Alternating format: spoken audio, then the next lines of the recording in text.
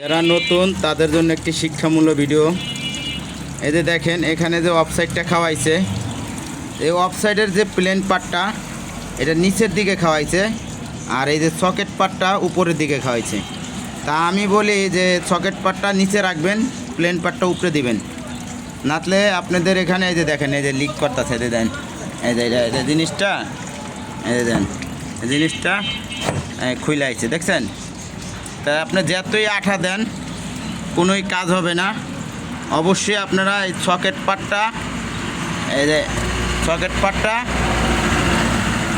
নিচে দিবেন আর প্লেন পার্টটা উপরের দিকে রাখবেন।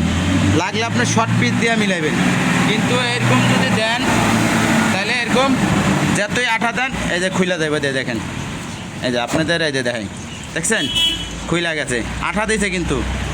তাই এই জিনিসটি আপনারা খেয়াল করে কাজ করবেন ভাই। আপনারা ভাবেন যে আমরা কাজের খালি ভুল ধরি, আপনাদের শিক্ষামূলক ভিডিওর জন্যই আমরা ভিডিও করে আপনাদের মাঝে তুলে ধরি। এতে দেখেন এখন আঠা দিয়ে আমি এটা ঠিক করে দিব।